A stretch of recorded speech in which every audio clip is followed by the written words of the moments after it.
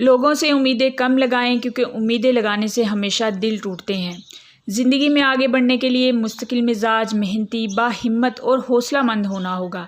शिकायतें करने वाला, मनफी सोच रखने वाला अगर कामयाब हो भी गया तो अपनी कामयाबी से कभी वो खुशियाँ अख्ज़ नहीं कर सकेगा जो एक मुस्बत माइंड करेगा।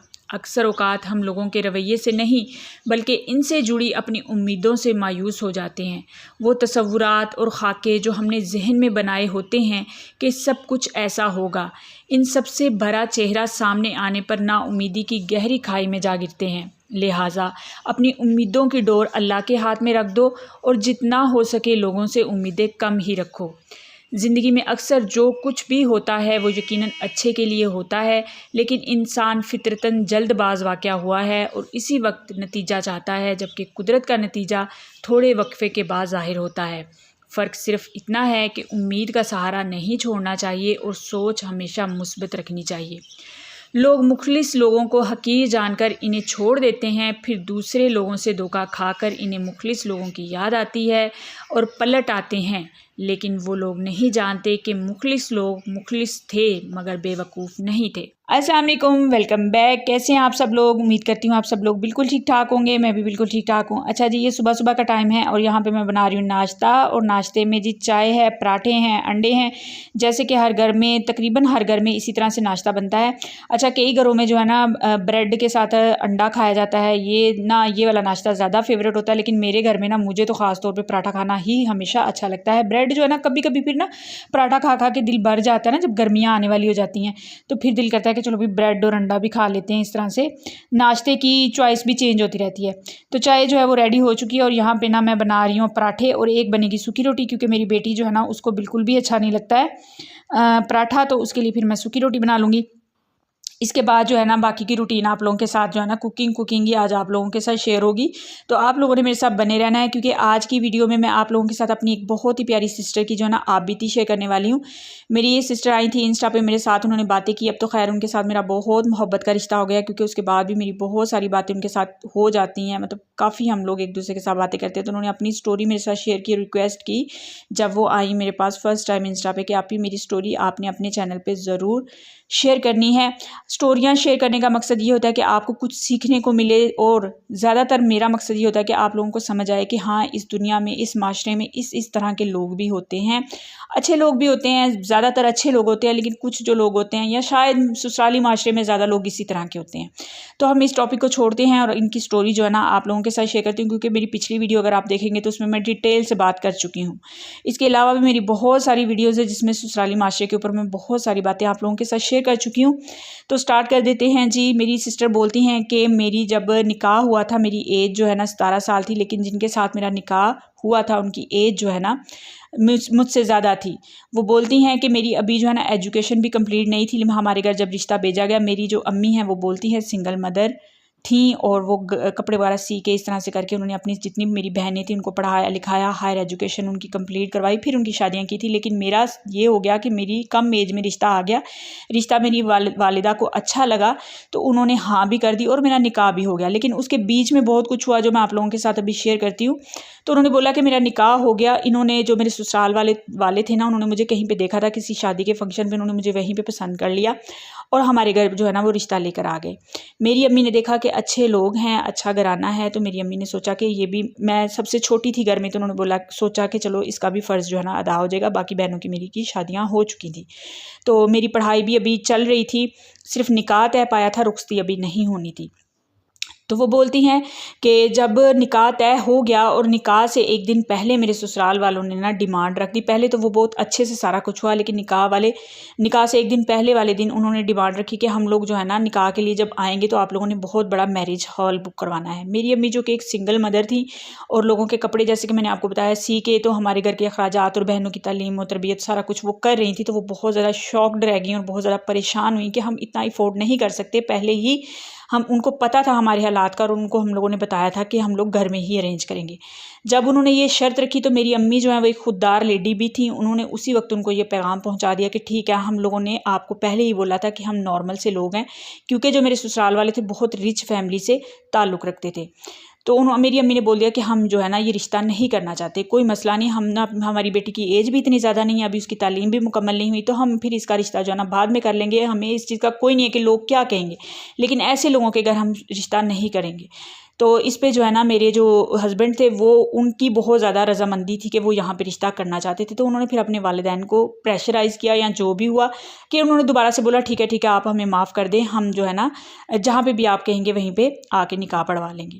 खैर कहती मेरी अम्मी ने बहुत मुश्किल से उसके लिए जो है ना अंगूठी का बंदोबस्त किया, अपनी चेन बेची या जैसे भी कर के लड़के को जो अंगूठी पहनाई जाती है उसका बंदोबस्त किया। तो जो जोड़ा वो निकाह का मेरे लिए लेके आए थे, यकीन करें जब मैंने देखा तो मुझे बहुत ज़्यादा मायूसी हुई कि वैसे तो ये लोग इतने अमीर कबीर बनते हैं या दिखाते हैं अपने आप को, जैसे पोज करते हैं, लेकिन जो मेरा जोड़ा वो लेके आए ना वो बिल्कुल भी अच्छा नहीं था। खैर मेरी अम्मी ने कुछ भी नहीं बोला, ना ही मुझे कुछ कहने दिया, और मैंने चुपचाप वही जोड़ा पहन लिया।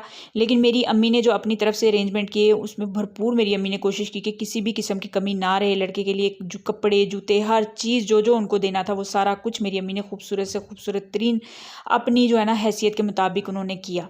लेकिन फिर भी निकाह पे मेरी जो सास और नंदे ना नाक मुँह चढ़ाती रहीं, और इसी तरह से ये टाइम गुजरा, मेरा निकाह हो गया और बस वो लोग ना फिर चले गए, ज़ाहिर सी बात अपने घर चले गए। लेकिन टाइम इस तरह से गुजरता गया क्योंकि रुखसती जो है ना वो कुछ अरसे बाद होना करार पाई। लेकिन उसके बीच में हमें इस तरह की बातें पता चलती रहीं कि ये लोग जो है ना जहेज़ के भी बहुत ज़्यादा लालची थे।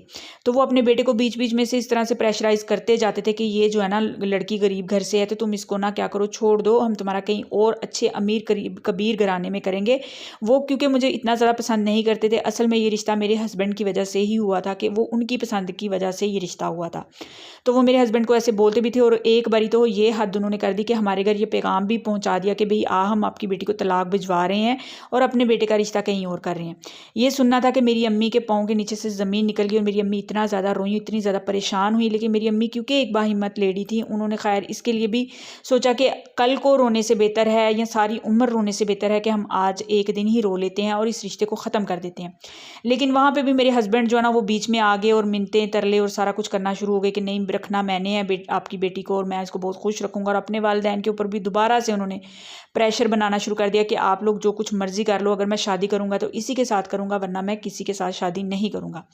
खैर उस वक्त उसने अपनी माँ बहनों की जो है ना ज़ुबानें बंद कर दी और वो चुप हो गए और उन्होंने आगे कुछ नहीं बोला। और इसी तरह से जो है ना 5 साल का अरसा गुजर गया और मैंने अपनी ग्रेजुएशन भी कंप्लीट कर ली। मेरा जब निकाह हुआ था तब मैं मैट्रिक से फ़ारिग हुई थी, और उसके बाद जो है ना मैंने अपनी ग्रेजुएशन भी कंप्लीट कर ली। और फिर उसके बाद ये हुआ कि वो लोग जो है ना तो रुखसती का कुछ कहते थे और ना ही मतलब कि कोई बात आगे बढ़ाते थे। उनके ज़हन में यही था कि यहाँ से जहेज़ इतना ज़्यादा नहीं आना, हालांकि वो इतने अमीर कबीर थे, फिर भी उनके ज़हन में जहेज़ का बहुत ज़्यादा लालच था। और जो मेरी नंदे थी वो आगे ना बहुत अमीर घरों में भी गई हुई थी, फिर भी उनको ये था कि हमारी जो भाभी आए ना वो भर भर के जहेज़ लेके आए, ट्रकों के ट्रक लेके आए। इसके लिए उनके से जो हो सका बन पड़ा उन्होंने किया। लेकिन मेरे हस्बैंड जो है ना वो इसी चीज़ पे कायम रहे कि नहीं, अगर मैं शादी करूँगा तो इसी से करूँगा। 5 साल का अरसा गुजरा तो मेरी अम्मी फिर ये सोचना शुरू हो गई कि भई या तो ये हमारी बेटी को छोड़ दें, तो या फिर ये इसको लेके जाएँ। तो इसके लिए फिर मेरी अम्मी ने उनको नोटिस हम लोगों ने उनको भिजवाना शुरू किया ना। पहला नोटिस हम लोगों ने उनको भिजवाया कि भई आप लोग जो है ना खुला के लिए कि इस चीज़ को ख़त्म कर दो, अगर आपने बेटी को नहीं लेके जाना तो हम इसको ऐसे बिठाए नहीं रख सकते, हम कहीं और कर लेंगे और ना अल्लाह के हवाले सारी चीज़ें कर देंगे, हम सब्र कर लेंगे। लेकिन जो मेरे हस्बैंड है ना वो फिर से आगे और बोले कि नहीं, मैं ना अपनी बीवी को लेके जाना चाहता हूँ, आप इजाज़त दें। मेरे घर वाले जो नहीं मान रहे, लेकिन मैं इसको लेके जाऊँगा, घर लेके दूँगा और वहाँ पे रखूँगा, इसको दुनिया जहाँ की जो है ना हर सहूलत दूँगा। खैर ज़ाहिर सी बात है मेरी अम्मी ने भी ये फ़र्ज़ अदा करना था, मेरी अम्मी मान गई, क्योंकि मेरी अम्मी जो है ना इतनी ज़्यादा वो नहीं थी कि भाई बहुत पैसा उनके पास और बेटी को बिठा के रखें, या अगर तलाक का लेबल भी लग जाता तो फिर भी लोग जो है ना बातें करते। तो मेरे हस्बैंड ने इस तरह से, क्योंकि वो मैच्योर भी थे, एज में भी मुझसे ज़्यादा थे, समझदार थे, बातें भी बहुत अच्छे से करते थे और एक अच्छा खासा खाते पीते घर से भी ताल्लुक़ रखते थे।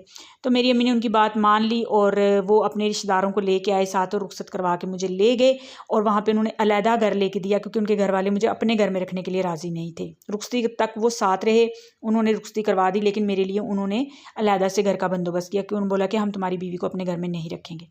खैर वो बोली कि मैं वहाँ पे रहती गई और अल्लाह ताला ने मुझे एक बेटे की नेमत से नवाजा। लेकिन जो है ना मेरे हस्बैंड जो है ना वो मुझे अपने घर नहीं लेके जा रहे थे, मैं वहीं पे रहती थी। फिर जब मेरा बेटा पैदा हुआ तो मेरे हस्बैंड ने क्या किया कि वो घर मेरे से खाली करवाया और मुझे मेरी अम्मी के घर में छोड़ दिया, और बोला कि तुम यहीं पर रहो अब, और मैं तुम्हें 6,000 रुपया जो है ना मंथली ख़र्चा देता रहूँगा, लेकिन मैं तुम्हें अपने माँ बाप के घर नहीं लेके जा सकता। वो बोली कि पहले तो मैं चुपचाप ये चीज़ें बर्दाश्त करती रही, लेकिन मेरी सिस्टर है ना, वो उन्होंने जब ये सारी सूरत हाल देखी तो उन्होंने बोला कि नहीं, हम ऐसे नहीं चलेगा।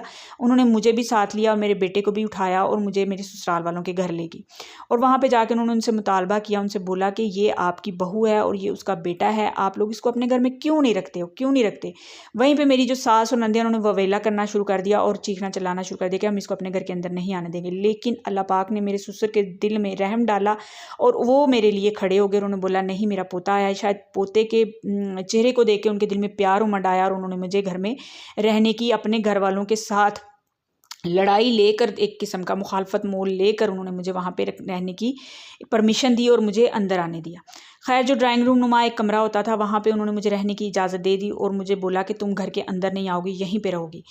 होता ये था कि मैं वहाँ पे रहती थी, अगर कोई मेहमान वगैरह आ जाता था, मुझे बाहर निकाल दिया जाता था और फिर मैं इस तरह से मुझे वहाँ पे रहने पर मजबूर किया। और मेरी सास ने मुझे तनबीह की, बोला कि अगर तुम्हें यहाँ पे रहना है तो सारा दिन तुम्हें यहाँ पे घर के सारे काम करने होंगे। घर बहुत बड़ा था, मैं यहाँ पे एक्सप्लेन नहीं करूँगी कि कितना बड़ा घर था। और वो अच्छे खासे खाते पीते लोग थे, लेकिन वो जानबूझ के काम वाली भी नहीं रखते थे और सारे घर का काम एक छोटे बच्चे के साथ मैं करती थी। खाना बनाती थी, लेकिन मैं उफ तक नहीं करती थी। जिस तरह के उन्होंने बोला कि मेरे ऊपर उन्होंने जुल्म ढाए। उनकी 6 बेटियां थीं और 2 की तो शादी हो चुकी थी, बाकियों की अभी शादी नहीं हुई थी। और मेरी एक नंद इस कदर जालिम थी कि मैं आपको बता नहीं सकती कि वो किस किस तरह से मेरे ऊपर जुल्म करती थी। जब मैं किचन में काम कर रही होती थी तो जो मेरे नंदोई थे वो आके, यहाँ तक होता था कि वो आके तो मेरे ड्रेस को लेके मेरे ऊपर टोंट करते, बातें करते। मैं इतना बुरा महसूस करती थी कि मेरा दिल करता था कि मैं ज़मीन फट जाए, मैं इसमें ना दस जाऊँ। मतलब कि हर तरह से मुझे टॉर्चर किया जाता था। उनमें ये लिहाज ही नहीं होता था कि नंदोई को भाभीयों के जहाँ पे वो काम कर रही हूँ या इस तरह से नहीं जाना चाहिए। वो इतना इस चीज़ को भी नहीं रोकती थी, जानबूझ के वही सारा कुछ करवाती थी। खैर, वो बोलती, एक मेरी नंद जो थी ना, वो बहुत ज़्यादा स्ट्रिक्ट थी, बहुत ज़्यादा सख्ती करती थी। मेरी हाथ की ऐसे कुछ फ्रैक्चर हो गया, कुछ ऐसे हो गया, मेरे से झाड़ू नहीं लगाया जाता था। और मेरी सास जो है ना, वो मुझे बोलती थी कि फ़र्श के ऊपर, पूरा बहुत बड़ा घर था, कि इसके ऊपर सर्फ़ डाल के तो अच्छी तरह, इसी हाथ पे प्रेशर डाल के तो इसको ना अच्छी तरह झाड़ू के साथ रगड़ रगड़ के साफ़ करो। कहती, मुझे इतनी तकलीफ़ होती थी, इतनी तकलीफ़ होती थी, मेरी चीखें निकल जाती थी, लेकिन वो मेरे पे तरस नहीं खाते थे। बच्चे के साथ मैं इसी तरह सारा दिन काम करती रहती थी। फिर आहिस्ता-आहिस्ता मेरे हस्बैंड का भी दिल मेरे से बनना शुरू हो गया और वो भी मेरे साथ मारपीट करना स्टार्ट हो गए। बहनों की बातें सुन के, माँ की बातें सुन के इतना मुझे मारा जाता, यकीन करें, वो इतना रोईं कि यकीन करें मैं भी उनकी बातें, मैं उस तरह से वो स्टोरी बयान कर ही नहीं पाऊँगी आप लोगों के साथ। तो मैं बहुत मुख्तसर करके आपको सुनाने की कोशिश कर रही हूँ। मैं कोशिश कर रही हूँ कि इस वीडियो में ये स्टोरी पूरी हो जाए। यहाँ तक उनके जुल्म सितम बढ़ गए थे कि खाना भी वो मुझे पेट भर के नहीं देते थे, सालन भी वो मुझे पेट भर के नहीं देते थे। यार, मैं इतनी हैरान होती हूँ, जितनी भी स्टोरियाँ मेरे साथ ससुराल वालों की शेयर की गई हैं, वहाँ पे ये क्यों इशू होता है, लोग खाना क्यों नहीं किसी को देते। खाना तो लोग ऐसे ही, किसी को कोई मेहमान आया हो या वैसे ही किसी को बाहर किसी को दे देते हैं। तो यार, अपनी बहू को खाना नहीं देते, ये चीज़ें मुझे बहुत अजीब लगती हैं। बड़ा दुख होता है मुझे अपनी बहनों की इस तरह की स्टोरियाँ सुन के, कि यकीन करो, जो बेटियाँ अपने माँ बाप के घर में इतनी नाजो पली होती हैं, वहाँ पर उनकी हर ख्वाहिश का एहतराम किया जाता है और आगे जाकर उनको यार खानों पे तरसाया जाता है। तो मेरी रिक्वेस्ट है सब लोगों से, यार, अल्लाह पाक का जो है ना, आप लोगों पे करम हो, रहम हो, तो आप दूसरों के ऊपर रहम करोगे ना, तो अल्लाह पाक आपके ऊपर रहम करेगा। जुल्म की इस इंतहा पे मत पहुंच जाया करें।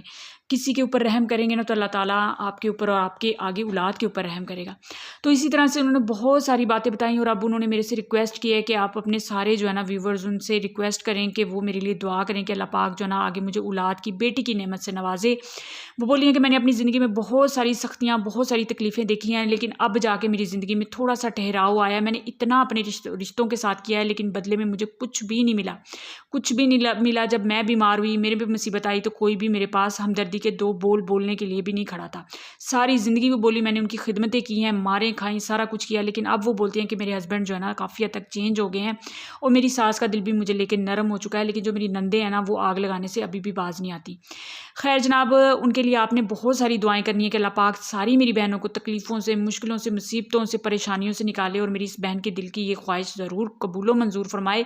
मैं अपनी बात को यहीं पे समेटूंगी और आप लोगों से इंशाल्लाह मैं अपनी अगली वीडियो में मिलूंगी। मुझे लगता है कि बहुत सारी ऐसी बातें हैं उनकी स्टोरी में जो मैं आप लोगों के साथ शायद बयान ना कर सकी, ना कर सकूँगी। जितनी मेरे से हो सका मैंने आप लोगों तक उनकी बात पहुँचाई है। उन्होंने मेरे से बहुत ज़्यादा रिक्वेस्ट की थी कि आप उनको दुआओं में ज़रूर याद रखिएगा और मुझे भी दुआओं में याद रखिएगा। अपना बहुत सा ख्याल रखिएगा। अल्लाह हाफिज़।